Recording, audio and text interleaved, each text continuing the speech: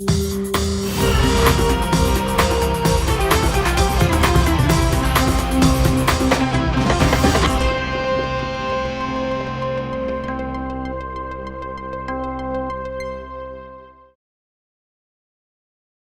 pessoal, tudo bem? Olha só, como é que a gente faz um programa ideal para começar o nosso dia?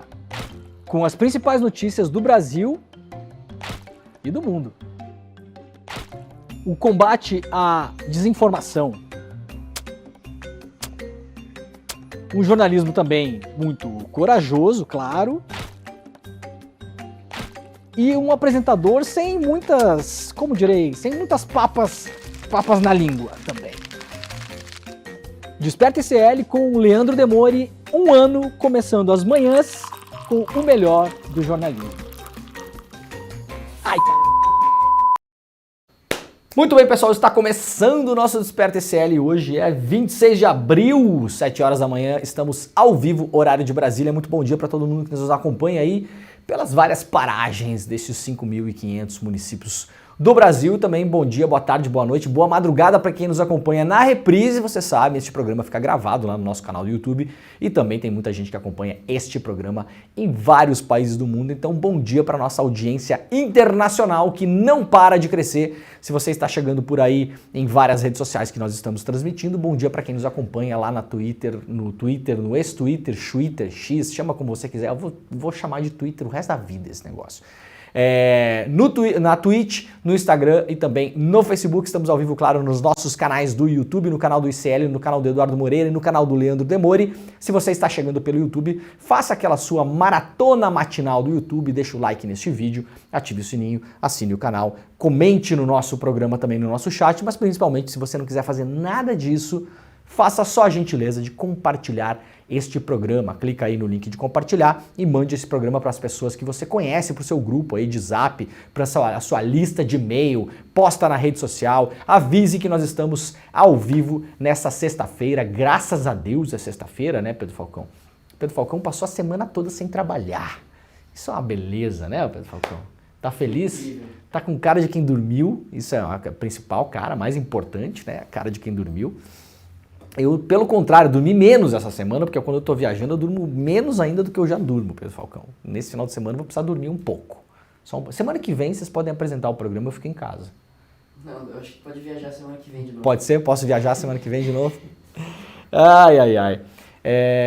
Galera, olha só, bom dia também para quem nos acompanha na TVT, estamos ao vivo na TV aberta, vocês já sabem, né, em São Paulo, pela TVT, São Paulo e Grande São Paulo, na Bahia, Salvador da Bahia, em Salvador e região metropolitana pela TV Quirimurê e também em duas emissoras do bom e velho Radinho. Muito bom dia para quem nos ouve aí na Rádio Brasil Atual e também na Rádio Heliópolis, é muito bom ter a companhia de vocês por aqui. Olha só, gente, temos coisas importantes no programa hoje, várias coisas importantes no programa. Daqui a pouquinho eu vou relembrá-los e relembrá-las que este é o último dia para vocês adquirirem as canecas, a caneca do programa, a caneca, os livros e também o nosso café. Essa semana estamos comemorando a semana de aniversário do Desperta, um ano do Desperta, vocês já viram no começo do programa o nosso vídeo aí, com um grande ator, quem é aquele ator ali? Tom Cruise. Quem é, Pedro Falcão? Brad Pitt? Quem é aquele ator que apareceu ali no começo? Daqui a pouquinho eu vou indicar como vocês fazem aqui para tornarem-se membros do ICL e, claro, também aproveitar essa semana, que é a última semana, para levar todos os nossos presentes. Afinal de contas, a gente fez aniversário aqui.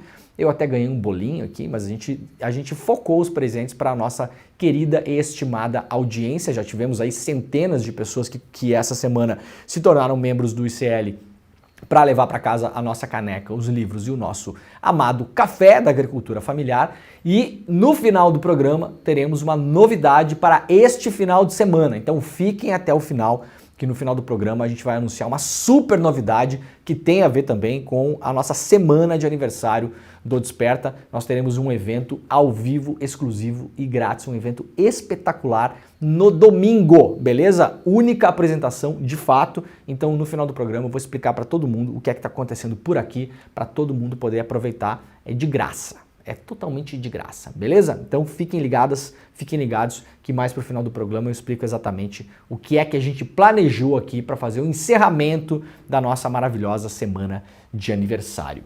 Beleza? Vamos que vamos então, Pedrinho? Bora. Está preparado? Vocês estão prontos? Então vamos lá. Vamos lá para o G1, começar aqui com as notícias do clima e do meio ambiente. Com onda de calor, capitais devem ter temperaturas acima de 30 graus no final de semana. Termômetros devem registrar marcas acima da média no interior de São Paulo e de Minas Gerais e também em todo o centro-oeste. Então, se você está nessas regiões, prepare-se porque teremos um final de semana tórrido de muito calor, mesmo agora no nosso outono já, né, caminhando aí para temperaturas mais baixas em tese, mas ainda devemos ter recordes de calor esse ano, ainda é um reflexo um pouco do El Niño, que em tese já passou, mas ainda tem aí um rescaldo para esse ano ainda, então fiquem de olho nas temperaturas e cuidem-se no final de semana, porque deve ser muito quente em alguns lugares pelo Brasil.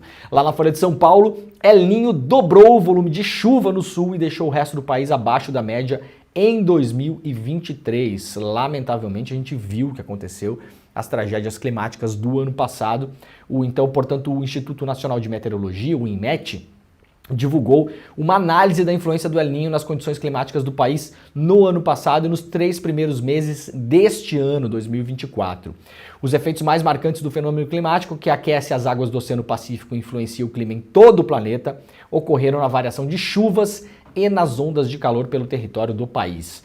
Em relação às precipitações, enquanto a região sul teve tempestades e volumes muito acima da média esperada, as demais regiões sofreram com escassez, com os acúmulos de chuva próximos ou abaixo da média. Isso aqui são as imagens das tragédias que a gente viu, principalmente no Rio Grande do Sul, no ano passado, em relação a enchentes.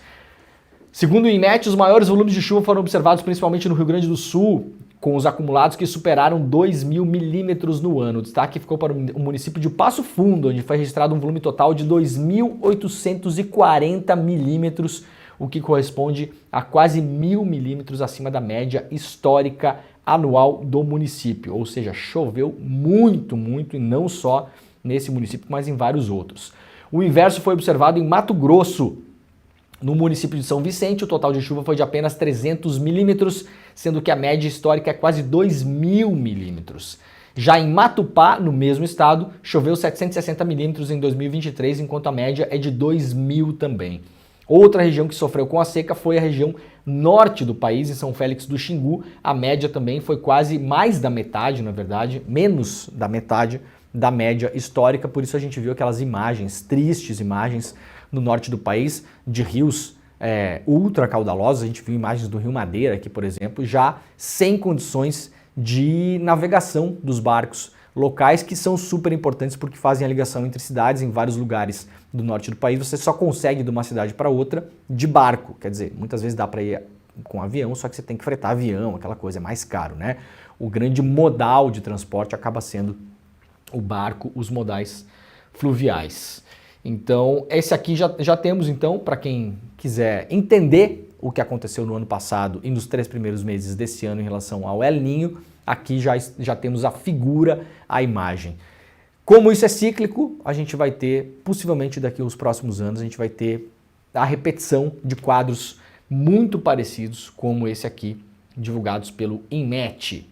Europa teve recordes de dias com estresse térmico em 2023. A Europa é o continente que aquece de forma mais acelerada, com temperaturas crescendo em torno do dobro da taxa de média mundial. A informação é do novo relatório do clima, do estado do clima na Europa, publicado pelo Observatório Copérnicos, que é o mais importante, o principal observatório do clima do continente europeu. O documento lançado no Dia da Terra, foi lançado na segunda-feira, revela que 2023 foi particularmente recheado de eventos climáticos extremos em todo o continente europeu, que enfrentou um número recorde de dias com estresse térmico extremo, definição usada quando a sensação de temperatura supera os 46 graus Celsius. Para quem não imagina, a Europa faz muito calor na Europa no verão, né? Aqui tem até uma foto do Coliseu. Roma é particularmente uma cidade que é muito quente, principalmente em agosto. Eu sempre digo, para quem quiser viajar para a Itália, não vá em agosto para Roma. É impossível caminhar. Impossível. Tanto é que a cidade esvazia, todo mundo que mora na cidade vai para a praia, vai para outros lugares, a cidade fica só com turistas e realmente é um negócio inacreditável, você não consegue ficar na rua. É muito quente. Aqui uma das imagens, né? Pedestres no entorno do Coliseu em Roma durante a onda de calor na Itália em 2023. Se já é quente normalmente, eu não posso nem imaginar como estava agosto de 2023 em Roma, em vários lugares da Itália, porque não é só lá. Então aqui tem os dados do estresse térmico, olha só, a medição desde os anos 50, vejam só como ela vinha mais ou menos estável até os anos 90, e aqui a partir de 96, 97, olha aqui, ó, começa a subir. Tem uma estabilidade mais ou menos até 2014, uma estabilidade já mais alta, né, do que estava na média geral. Então estabiliza alto e a partir de 2015 começa a subir de uma maneira inacreditável. 2020 tinha sido um ano super quente já, 2022 um pouco menos, 2023 bateu muito acima da média e a tendência, infelizmente, é estabilizar nessa curva alta agora. A gente não vai ver esse clima aqui. Olha só, Pedro, que maravilha, né? Que era, olha só, cara. Era muito estável, né? E 2013 ali, ó, deu uma baixada geral. 2013, aqui, ó, baixou. Isso aqui em tese seria a média, né? Isso aqui está no 0,01 da média. E aí começou a subir de novo. Aqui possivelmente teve algum evento climático, né? Laninha, essas coisas aí que faz a temperatura baixar também. E aí acontece o contrário, né? São aquelas ondas de frio que tem pela Europa que mata muita gente também. 73 milhões de pessoas teriam direito ao cashback de impostos na reforma tributária, disse o Ministério da Fazenda ontem.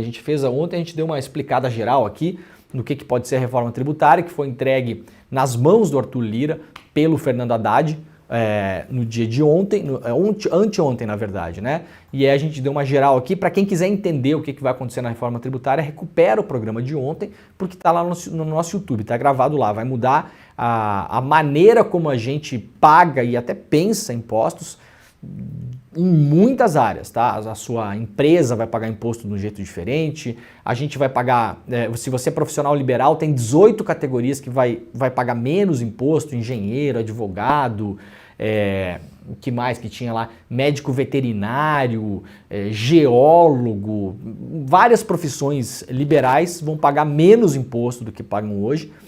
Imposto dos alimentos da cesta básica vai zerar para vários produtos, arroz, feijão, óleo, um monte de coisa. Para outros produtos como carnes e outros produtos vai chegar a 60% do que é o valor do imposto hoje. Então vai ter uma mudança significativa, uma verdadeira revolução tributária no Brasil. Não será implantado imediatamente, isso aí tem um escalonamento que vai demorar aí 5, 6 anos para implantar, mas ainda passa pela Câmara e agora a gente vai ver toda a força e toda a pressão do lobby, da galera que tem grana, da indústria alimentícia, da indústria de bebidas, porque vai ter imposto maior em cima de bebidas, conforme a graduação alcoólica, cigarro, uma série de coisas. A gente vai ver toda a pressão em cima da Câmara agora para ver se o projeto que foi entregue pelo Haddad vai ser desconfigurado ou não. A expectativa é que seja aprovado mais ou menos parecido como foi entregue, mas eu duvido muito que isso vai acontecer. E aí vai ter essa espécie de cashback para pessoas que aí vivem numa situação financeira ruim, né? Pessoas que têm um faturamento mensal muito baixo ou que estão inscritas no Cade Único.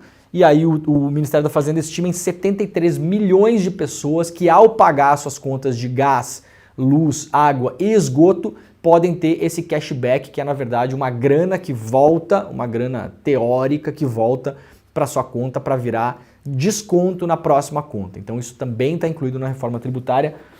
Veremos como essas coisas andam, né? Seria muito mais fácil se essas empresas todas de energia, por exemplo, fossem públicas.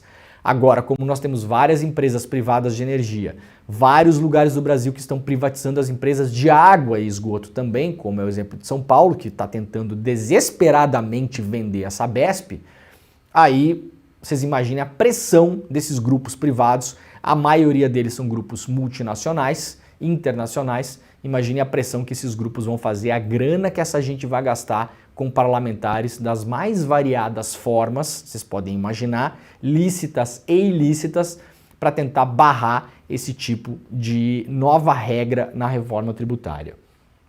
A gente, claro, vai acompanhar aqui, né? Lá no iclnoticias.com.br, Ministério da Gestão divulga locais de prova do Enem dos concursos. O exame vai ocorrer em 228 cidades e as confirmações já estão no nosso site aqui. Se você vai fazer concurso público, os concursos públicos, boa parte deles, principalmente em relação a órgãos federais e empresas estatais, federais, estatais ou mistas, foram unificados nesse chamado Enem dos concursos, né? Então não vai mais ter no futuro próximo o concurso só para a Polícia Federal, só para a Receita Federal, só para Petrobras, só para não sei o quê. Isso foi tudo unificado e as datas e as cidades já estão divulgadas para quem quiser saber um pouco mais sobre isso. Se você já está inscrito ou inscrita no Enem dos concursos, lá no site do iclnoticias.com.br nós temos todos os detalhes. Militares brasileiros que lutaram na Segunda Guerra Mundial ganham homenagem em palco de batalha sangrenta contra Hitler na Itália. Uma placa instalada nesta quinta-feira em um castelo na cidade de Montese, na Itália, eternizou o nome de 40 militares que lideraram tropas da Força Expedicionária Brasileira durante a Segunda Guerra Mundial. Montese foi escolhida por ter sido o cenário de uma das mais sangrentas batalhas do Brasil durante a guerra contra as tropas alemãs. Neste ano completa 80 anos da chegada das forças brasileiras naquele país. Familiares do tenente José Alfio Piazon, nascido em Campinas, representaram os parentes dos homenageados na cerimônia. A filha de Piazon, Bernadette Piazon, explicou que o irmão dela, José Francisco Piazon, fez um discurso com palavras do pai sobre a importância da memória. Então aqui uma homenagem importante, né, aos brasileiros nesse campo de batalha. O Brasil teve aqui a placa, ó. O Brasil teve uma atuação muito tímida, digamos assim, na Segunda Guerra Mundial, mas essa batalha de Montese, ela foi super importante porque era um lugar importante ali. O Hitler já tinha sido apeado do poder lá, né? Já não estava mais em Roma. O Mussolini, perdão. Tem uma história incrível, aliás, eu estive no hotel dessa história. O Mussolini foi tirado do poder e colocaram ele num hotel, numa estação de esqui na região central da Itália. E os alemães conseguiram sequestrá-lo de lá, com um grupo de paraquedistas. Essa história é inacreditável. O Mussolini estava preso nesse hotel, nessa estação de esqui, né, na região central da Itália, na região de Abruzzo, e aí o exército alemão fez uma operação de resgate, sobrevoou a região, paraquedistas conseguiram descer no hotel, sequestraram, capturaram o Mussolini e levaram o Mussolini para a Alemanha. Eles eram muito bons disso, né? Eles faziam o Blitzkrieg, que era exato, relâmpago, então. Com os aviões, exatamente. E ali fizeram uma operação de resgate. Levaram o Mussolini para a Alemanha, o Mussolini foi reabilitado, foi recolocado no poder e fundou em Salò, na Itália, que é uma cidade mais ao norte da Itália, a chamada assim República de Salò. E ali continuou comandando uma parte do norte da Itália. O sul da Itália já tinha sido liberado pelos partigianos, principalmente, com a chegada, claro, do exército dos Estados Unidos pelo sul da Itália, né? pela Sicília.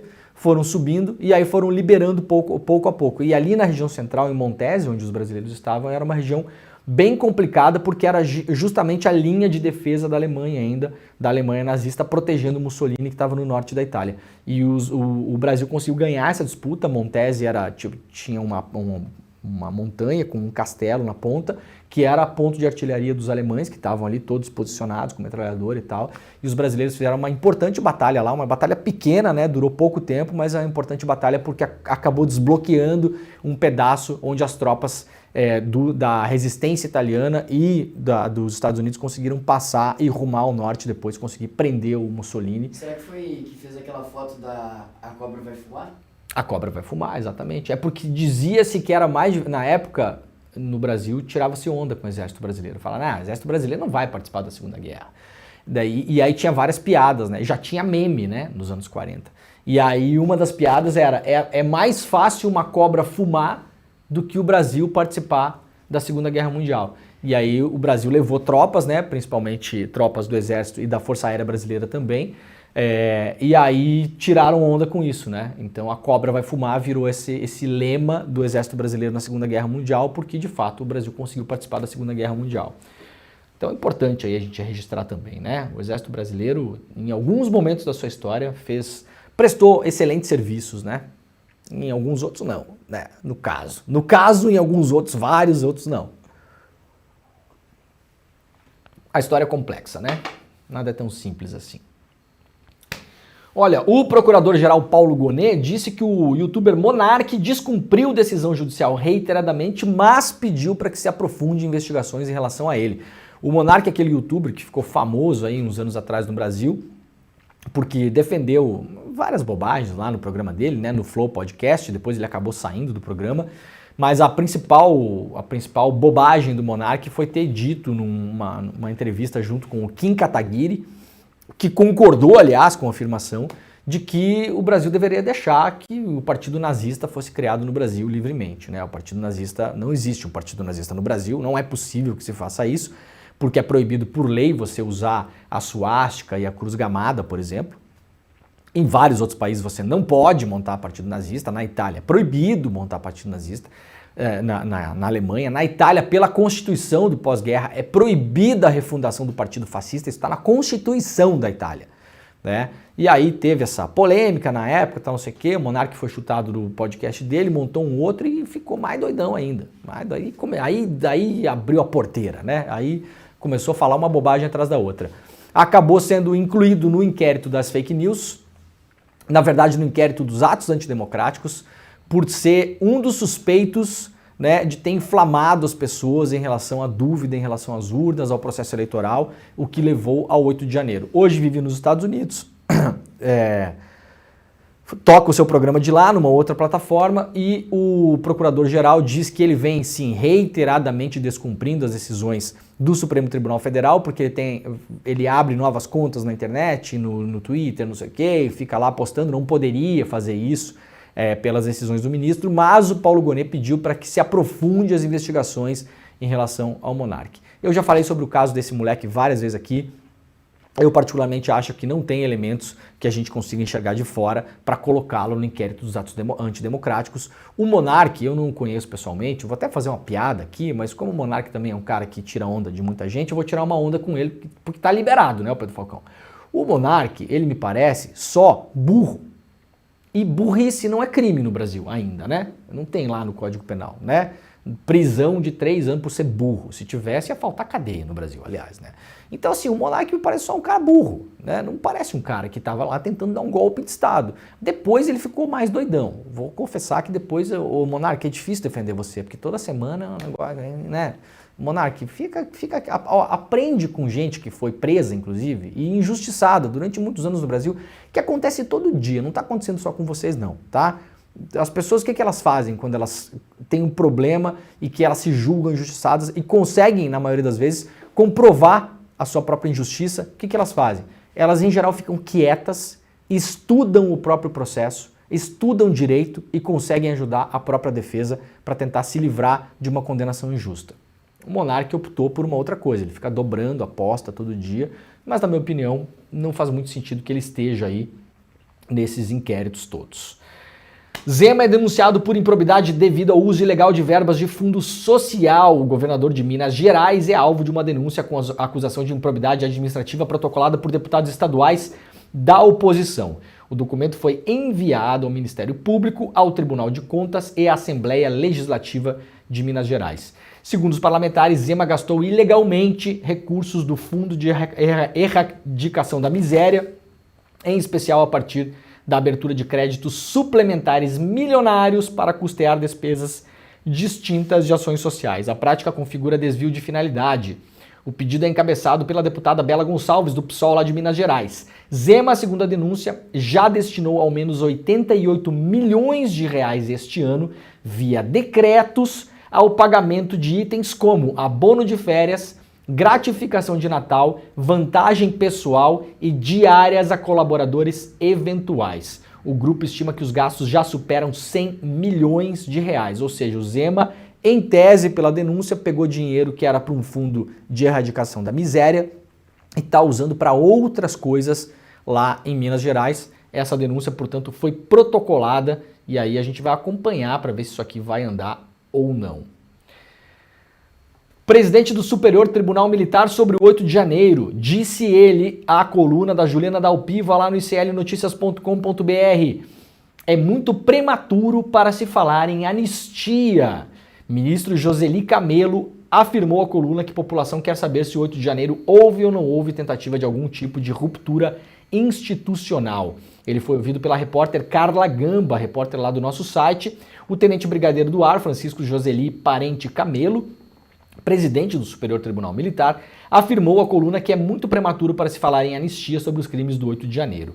Para ele, os brasileiros querem saber a verdade, se houve uma tentativa de ruptura institucional ou não. Camelo assumiu o cargo no ano passado com uma expectativa de apaziguamento do clima entre militares e o judiciário. Cerca de um ano após a sua posse, avanço das investigações colocando militares no alvo, o clima nos bastidores dos tribunais superiores indica que o presidente do STM vem correspondendo às expectativas. Ministros do STF o definem como um perfil moderado, muito bom de trato e disponível ao diálogo. O presidente do STM é um entrevistado da sessão 5 perguntas dessa semana que comentou diversos temas que ainda pairam e preocupam integrantes das Forças Armadas. Se vocês quiserem ver todas as 5 perguntas que a nossa equipe de jornalismo fez ao presidente do Superior Tribunal Militar, está publicado no iclnoticias.com.br. Eu fico com uma pulga atrás da orelha, né, o Pedro Falcão? Porque assim, ó, quando o presidente do Superior Tribunal Militar fala o seguinte: doutor, o que o senhor acha? O que o senhor acha da gente punir os golpistas do 8 de janeiro? Aí o cara te responde assim: olha, eu acho que é meio cedo para falar em anistia. Ninguém falou nada. Né? É meio cedo para falar em anistia. O que me parece? Talvez daqui a 6 meses já seja a hora de falar em anistia, né? E daqui a 1 ano seja a hora de conceder a anistia. Não parece isso para vocês?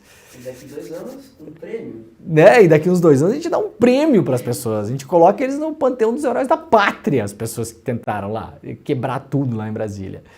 Olha, eu tenho falado, eu não vou nem estragar a sexta-feira de ninguém aqui, mas quem acompanha o programa sabe o que eu acho desse negócio todo. Vocês sabem disso. Eu tô rindo aqui porque eu tenho sido uma voz quase solitária nesse negócio aqui.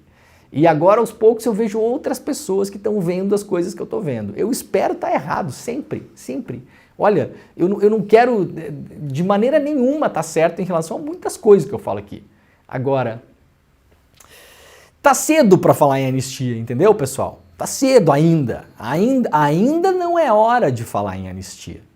Vocês sacaram? Ai, Pedro Falcão, não é mole não, meu camarada.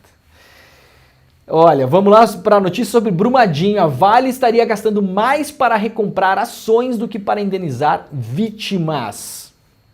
Representantes da Articulação Internacional dos Atingidos e Atingidas pela Vale do Rio Doce vão questionar as indenizações pagas pela empresa pelo rompimento da barragem de Brumadinho em Minas Gerais. Segundo a entidade, de 2021 a 2023, a Vale gastou 73 bilhões para beneficiar seus próprios acionistas com a recompra de ações, numa manobra para recomprar o valor das ações em queda na bolsa. A entidade afirma que o montante é quase o dobro do valor total determinado pela Justiça para indenizar famílias afetadas pela tragédia e para recuperar o meio ambiente. Para quem quiser ler, a reportagem completa também está no iclnoticias.com.br. TSE é novamente alvo de ataque hacker. Órgão apura desvios para terceirizada. O Tribunal Superior Eleitoral foi alvo no último 16 de abril de um novo ataque hacker. Foram movimentados indevidamente R$1.200.000 que seriam destinados a uma empresa terceirizada de tecnologia da informação. A nova despesa faz o TSE acumular desvios de 15 milhões, apenas 2 milhões foram recuperados até o momento. Segundo o jornal Estado de São Paulo, o recente desvio envolveu a transferência de fundos para 3 contas bancárias não relacionadas a um fornecedor legítimo. Há suspeitas de que informações pessoais e empresariais foram utilizadas indevidamente para facilitar essas transações. Ou seja, já conseguiram invadir o sistema de pagamentos do TSE várias vezes e já desviaram mais de 15 milhões de reais. Os caras entram lá, simulam um pagamento, transferem dinheiro do tribunal para uma conta que nunca forneceu serviços ou produtos para o tribunal e esse dinheiro, a maior parte dessa grana sumiu. Conseguiram recuperar até agora só 2 milhões de reais. Viu como tem fraude na urna? Não, Monark, não seja burro, Monark. Isso aqui é um sistema de pagamento, não é a urna, não é nada disso, tá bom? Calma, Monark. Monark, eu tô tentando te ajudar, cara. Faz tempo, inclusive. Faz tempo. Eu acho que eu sou a única pessoa da imprensa que tá tentando te ajudar, cara. Tá, Monark? Faz o seguinte, faz o que eu vou falar pra você agora aqui, ó. Cala a boca. Fica quieto, faz teu programa lá, mas para de encher o saco, tá? Ou, não precisa parar de falar do seu caso. Defenda-se, claro, mas para de voluntariamente tentar cometer novos crimes. O Monark, semana passada, ele postou que o Xandão tinha 48 horas para pedir o boné. Monark, calma, cara, não dá para irritar juiz. Eu tô te falando da experiência que eu tenho, entendeu? Você tem que ser estratégico, Monark, sabe? Dá para irritar lá, eu fiquei irritando o Sérgio Moro, quando você já sabe que o cara, entendeu? Já tá lá, já foi. Quando você vê que tem muita gente irritando a pessoa, aí você irrita junto, mas você fica sozinho ali, você vai se dar mal, cara, né? Monark, fica na boa, faz a defesa técnica do seu processo. Quem sabe no final das contas vai se provar que você não tinha nada a ver com o negócio dos antidemocráticos, você é só burro mesmo, faz parte, ser burro tudo bem, eu sou burro várias vezes no dia, várias vezes no dia, não tem coisa que a gente não sabe mesmo, não precisa saber, né? O Pedro Falcão é burro também, né, Pedro Falcão? Falou que fez assim. Mas não é crime ser burro, né, Pedro Falcão? A gente é burro em várias coisas, não tem problema nenhum. Qual o problema de ser burro? Nenhum. Organizações da América Latina denunciam a Bayer, a OCDE, por danos pelo glifosato. Em ação inédita, 4 organizações de países da América Latina e uma da Alemanha se juntaram para denunciar a empresa de bioquímica Bayer na Organização para a Cooperação e Desenvolvimento Econômico, a OCDE, pelos impactos do agrotóxico glifosato no meio ambiente e na saúde humana. A denúncia foi feita ao ponto de contato nacional da Alemanha, onde está localizada a sede da Bayer, em Leverkusen. O órgão é responsável por promover as diretrizes da OCDE para empresas multinacionais, bem como tratar de casos a partir de mecanismos de reclamação não judicial. Esse glifosato foi largamente usado no Brasil, ainda é usado de maneira clandestina, muita gente compra o glifosato pirata, né? Inclusive no Paraguai, traz o glifosato pirata e continua usando no Brasil. Ele é proibidaço na Europa, não se usa mais o glifosato há muito tempo.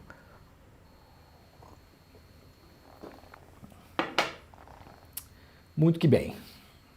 Olha, gente, vamos lá para o principal assunto de hoje, assunto importantíssimo para a gente mostrar, a gente não pode esquecer do que aconteceu no 8 de janeiro, né? Nas últimas semanas a gente desviou muito o foco porque muita coisa aconteceu, é preciso combater muita desinformação também. Agora, vamos lá voltar para o que interessa, que é o 8 de janeiro. Só que antes, atenção, 2 recados importantes. Primeiro, hoje é o último dia para você se tornar membro ou membra do ICL e levar os presentes, todos os presentes do aniversário do Desperta, tá? Essa semana a gente está comemorando 1 ano do Desperta, então a gente fez uma promoção especial.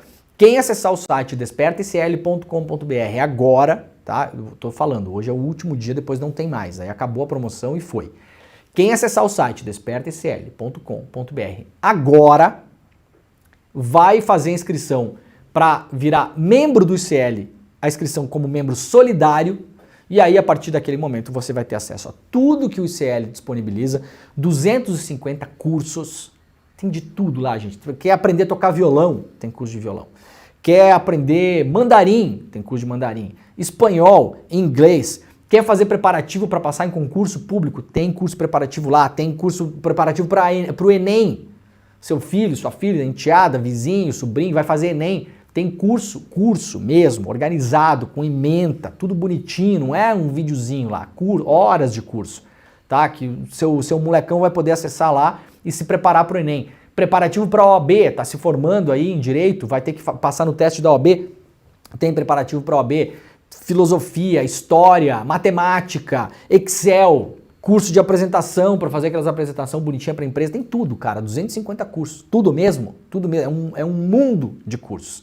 Isso é o ICL. Você vai entrar lá, se cadastrar no membro solidário, vai fazer parte do ICL, vai ter acesso a tudo isso, todos os documentários que a gente tem lá, os que já estão lá e os que a gente está fazendo. A gente está fazendo 6 documentários, sabia, Pedro Falcão? Estão 6 documentários em processo e a gente vai colocar mais um na fila daqui a pouquinho. Esse outro aqui, esse 7º, é um negócio completamente fora da realidade que ninguém nunca fez. A hora que sair, vocês vão ter noção do tamanho que é o negócio. Do tamanho que é um documentário filmado em 4 países, pra vocês terem uma ideia. A gente vai espalhar a equipe, vai mandar, é um negócio, não pode nem falar aqui, vou dar só esse spoiler aqui. Vai estar lá também, A biblioteca do ICL toda disponível, tem centenas de livros, você vai entrar lá, baixar, ler e tudo, não sei o quê. Os nossos bônus de desconto para centenas de negócios online para você comprar em farmácia, comida, eletrodoméstico, roupa, tem um clube de descontos lá, que a gente fez uma assinatura, a gente paga, a gente não ganha nada com isso, aliás, né? A gente paga para conseguir esses descontos, esses bônus, repassa tudo para todo mundo que é membro do ICL. Então, ó, todos os cursos, todos os documentários, as entrevistas, as aulas que a gente já deu aqui, que todas foram ao vivo, gratuitas, no YouTube, depois a gente recolhe essas aulas e coloca lá dentro do nosso sistema do ICL, estão todas lá, Domênico De Masi, Cornel West, Chomsky, tá todo mundo lá, tá tudo lá, a biblioteca do ICL, os descontos, tudo, e para além disso, hoje é o último dia para você se tornar membro solidário, ter acesso a tudo isso. Com a assinatura solidária você ainda vai dar uma bolsa para quem não tem condições de estudar. Então você paga a sua, tem o seu acesso, compartilha a senha com a galera de casa, com o filho, com filha, com todo mundo, tem problema. Faz uma assinatura só e compartilha a senha. Tá? A gente não bloqueia, porque a maioria dos negócios que tem por aí bloqueia. Você compartilhar a senha, vai acessar num outro lugar, um outro IP, um outro computador, vai bloquear. A gente não bloqueia. Pode compartilhar sem à vontade, fiquem tranquilas e tranquilos em relação a isso, tá? É pra galera estudar mesmo, é pra ter acesso, é pra olhar os documentários, pegar os livros, fazer tudo o que quiser lá dentro. Vai dar uma bolsa para quem não tem condições de estudo e hoje, último dia, vai levar para casa uma caneca do Desperta, caneca exclusiva com uma caricatura do Demorinho, feita pelo Aroeira, que é um dos maiores caricaturistas do mundo. Vai levar o meu livro físico, vai chegar na sua casa, Cosa Nostra no Brasil, a história do mafioso italiano que derrubou um império, um mafioso italiano que viveu no Brasil durante décadas, né, muito tempo, e trouxe para o Brasil o esquema criminoso dos italianos para cá. Vai levar um livro digital sobre máfia e milícia, mostrando justamente como a máfia italiana ensinou o jogo do bicho a virar máfia, e aquilo vira escritório do crime, que vira milícia, que não sei o que vai dar lá no assassinato da Marielle Franco, toda essa história explicada. Um livro que é um livro físico, um livrão normal, um livro físico. O outro livro é um livro digital, um livro de leitura rápida. Você lê em 1h30, tá? Bem bacana, a gente vai mandar para vocês também. E 250 gramas de café da agricultura familiar do Brasil. Então vai levar a xícara, vai levar o café para botar na xícara e vai levar 2 livros para ficar lendo enquanto toma o café maravilhoso. Despertacl.com.br, hoje é o último dia para levar isso tudo. E agora é o seguinte, domingo, que horas vai ser, Pedro Falcão? Às 8 horas da noite, né? Isso aí. Domingo às 8 horas da noite, a gente vai transmitir aqui no ICL, de graça, o filme Amigo Secreto, um dos melhores documentários que eu já vi na minha vida, juro pra vocês, é inacreditável. O documentário da Maria Augusta Ramos, uma das maiores documentaristas da história do cinema brasileiro. Para quem conhece o trabalho da Maria Augusta Ramos sabe que eu não estou exagerando. Fez filmes sobre justiça, fez filmes sobre o impeachment da Dilma, melhor filme que acompanhou toda a tensão ali no pré-impeachment da Dilma é o filme da Maria Augusta Ramos, chama O Processo, um filmaço, inacreditável. Quem já viu sabe do que eu estou falando.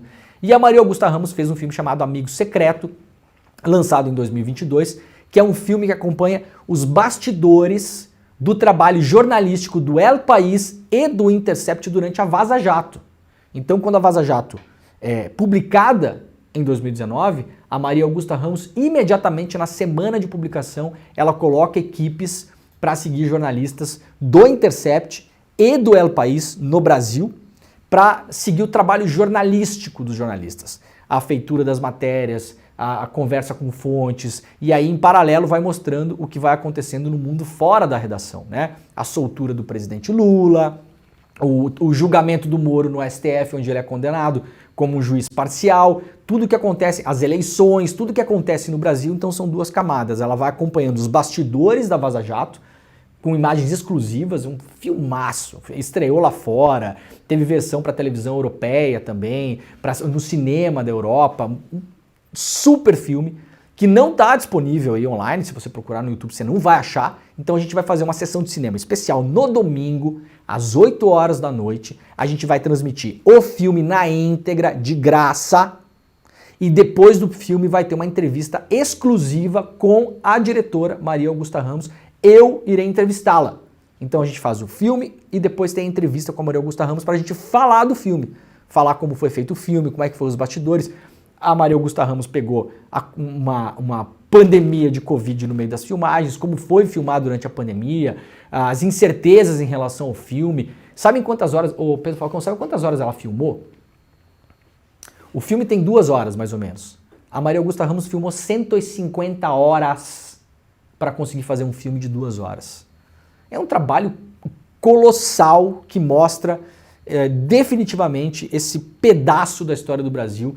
No futuro, quando você quiser explicar para a pessoa o que aconteceu no Brasil de 2019 até 2022, né? Ou seja, da Vaza Jato até a eleição do Lula, você pode simplesmente pegar esse filme e falar, olha, assiste aqui, você vai entender tudo o que está acontecendo. Então, ó, para se cadastrar, para ter acesso ao filme que vai ser de graça e depois a entrevista com a Maria Augusta Ramos, temos o link, Pedro Falcão, que é icl.com.br/cinema amigo secreto. /cinema amigo secreto. É tudo junto? Com um tracinho. Então, cinema amigo secreto. Tá na tela aí, né? A galera tá vendo aqui. Cadê? Aqui. Tá no chat aqui. também. Tá no chat também, ó. icl.com.br/cinema-amigo-secreto. Tá? Esse é o link que você vai colocar ali, vai colocar o seu e-mail, porque a gente vai avisar todo mundo por e-mail.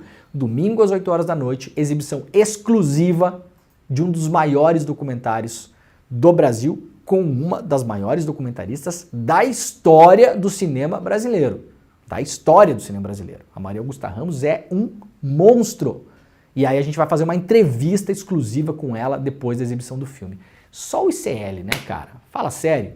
icl.com.br/cinema-amigo-secreto. Se não quiser digitar, tá no nosso chat. Você só clica ali, coloca seu e-mail, que domingo a gente vai fazer juntos, a gente vai assistir juntos, eu vou assistir com vocês, né? Vou estar lá.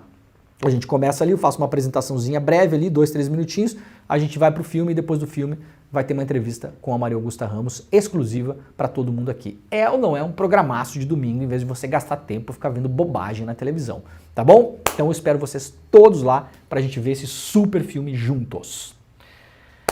Beleza? Então é o seguinte, ó, uma super reportagem publicada pelo Lúcio de Castro, que é um dos maiores. Tem alguma dúvida no chat aí em relação ao filme, Pedro? Ou a galera tá de boa? Tá de boa, né? Tá todo mundo se cadastrando, então tá. O link tá lá no chat, tá, gente?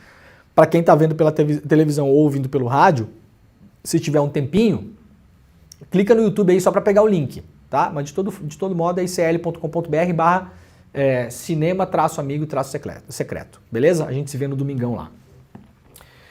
O Lúcio de Castro, que é um dos maiores repórteres do Brasil, há muitos anos, inclusive, publicou um documento. Vocês lembram do 8 de janeiro, quando teve vários eventos paralelos que antecederam o 8 de janeiro ou são ali no mesmo dia? Vamos lembrar dos eventos paralelos anteriores. Aquela tentativa de invasão da sede da Polícia Federal. Lembram? Que teve um quebra-quebra em Brasília, incendiaram ônibus, carros, tudo. Não teve nenhum preso. Depois a gente descobriu por quê, né? Parte da cúpula da PM do Distrito Federal está presa até agora, inclusive. Porque o grande braço armado do golpe ali no começo ali não era o Exército, era a Polícia Militar do Distrito Federal. Provado e comprovado já isso. Com chat, com conversa deles pelo WhatsApp, com tudo. Até um laranja da própria PM os caras arrumaram para colocar como culpado caso a coisa desse errado. E esse cara acabou sendo preso, inclusive, também. Tá? Outro antecedente, a tentativa de explosão de um caminhão de combustível na véspera de Natal, próximo ao aeroporto de Brasília. Só não deu certo porque os caras, além de golpistas, eram incompetentes. Eles instalaram um explosivo no caminhão, a gente viu os delegados da Polícia Civil do Distrito Federal que deram depoimento à CPI dos atos antidemocráticos. Tá lá, para quem quiser ver, não sou eu que tô falando não, tá lá, procura aí. Procura o delegado falando sobre isso. Os caras instalaram, tentaram acionar a bomba por telecomando e o acionamento falhou. Os caras explodiriam um caminhão de combustível próximo ao aeroporto de Brasília na véspera de Natal, segundo aeroporto mais movimentado do país. Vocês imaginem isso, para causar, obviamente, o caos. Era ainda governo Bolsonaro. O que vocês acham que ia acontecer se rolasse essa explosão, gente? No mínimo uma GLO. E como o Bolsonaro já tinha lá o documento do estado de sítio, a tal da minuta do golpe, eu não posso imaginar nada menos que ele indo para a cadeia nacional, para a rede nacional, para a cadeia depois, espero, né? Para a rede nacional, lendo o documento e instaurando o estado de sítio. Vocês conseguem imaginar isso? Me parece bem evidente o que ia acontecer ali. E aí, durante o 8 de janeiro, teve várias torres de energia, de transmissão de energia, aquelas torres enormes de linha de transmissão mesmo, né? De distribuição de energia, que foram derrubadas no Brasil. Suspeitava-se na época que elas tinham uma relação também com a tentativa de golpe de Estado.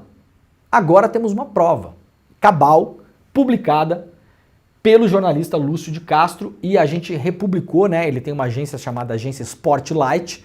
A gente republicou a reportagem, claro, dando crédito, dando link, tudo certinho, lá no iclnoticias.com.br. Documento revela ação criminosa e sabotagem em ataque a torres de energia.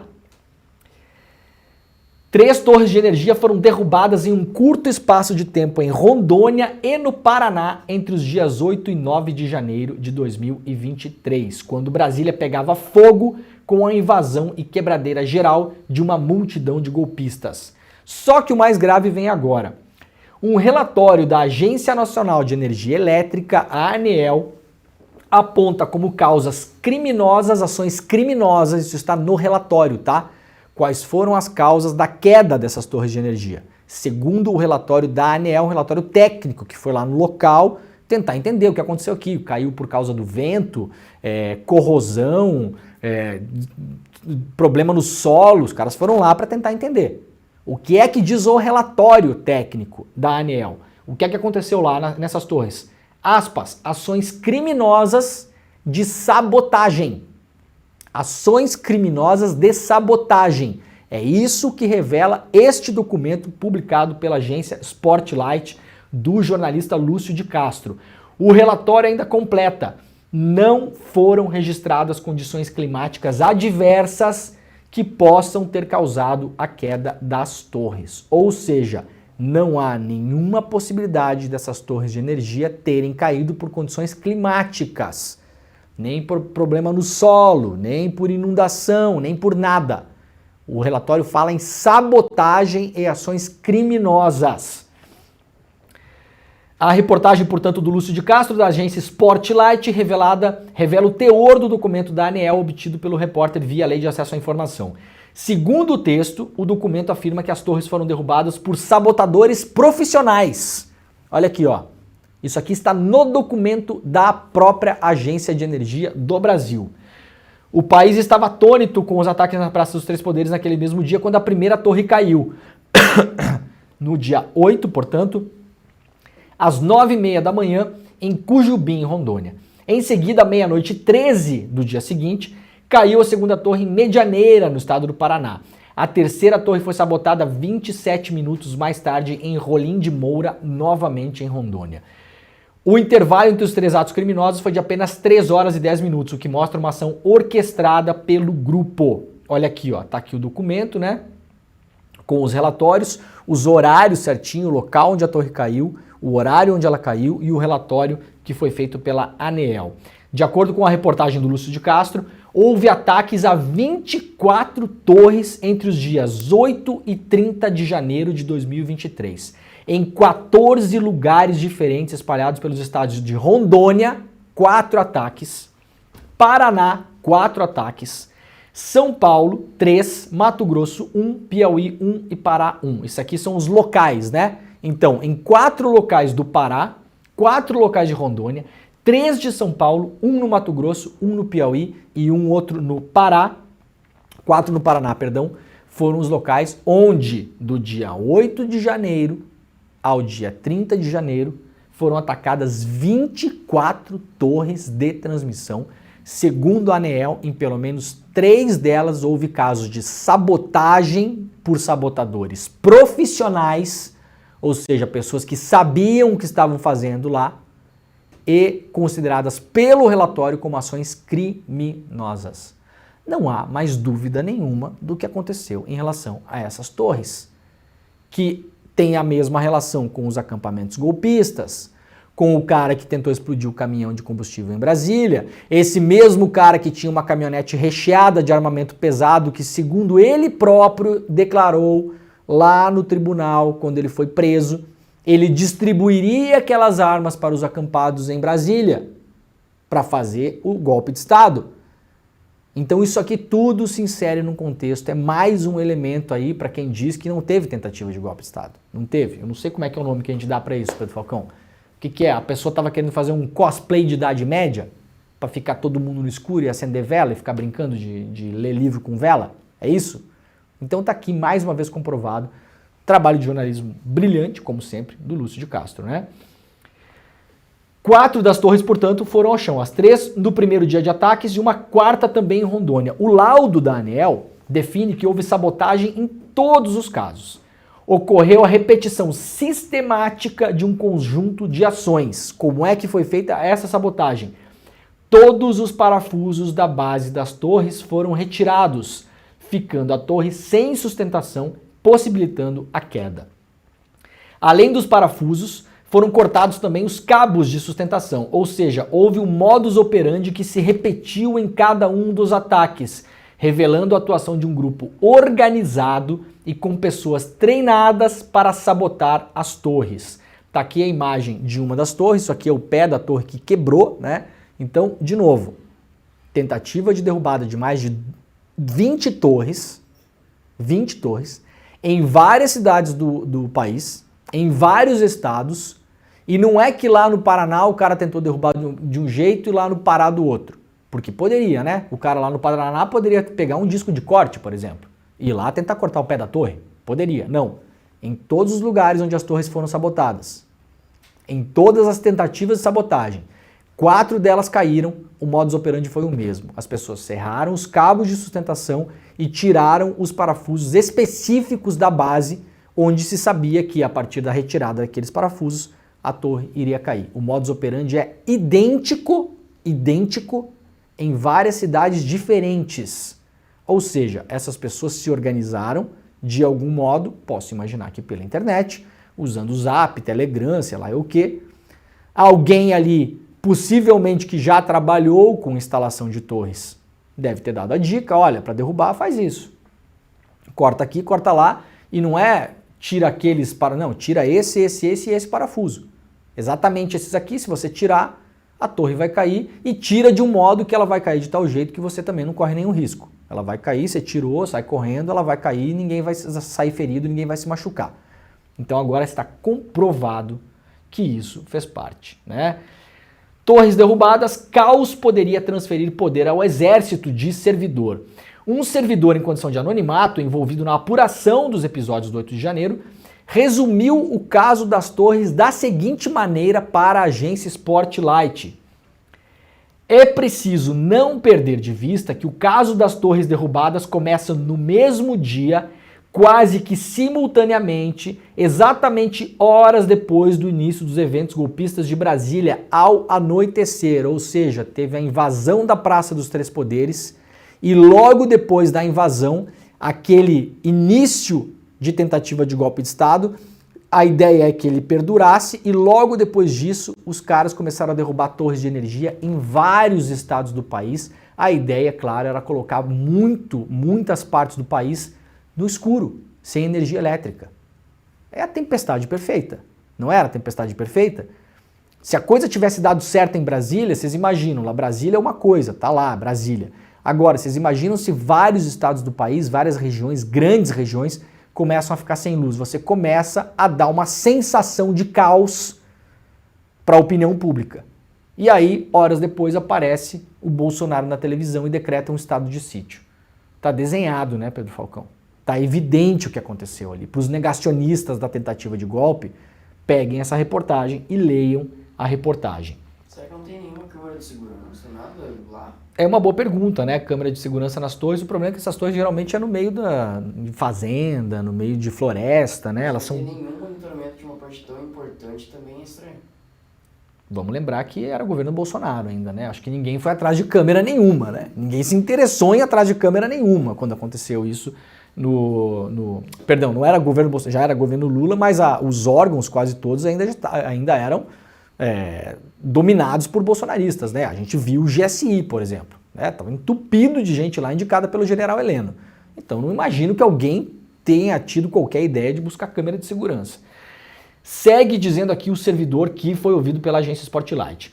O que pode ser entendido como parte de um mesmo plano. Dentro desse plano, Brasília já estaria tomada pelos golpistas no executivo, judiciário e legislativo.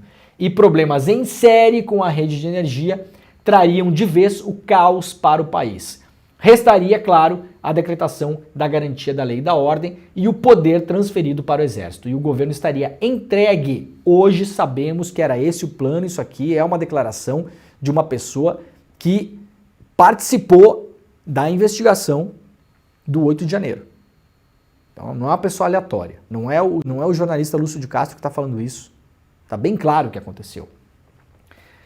Ataques a torres de energia, segundo a própria ANEEL, não são comuns. O histórico anual de ocorrências em torres de energia afasta a hipótese do caso.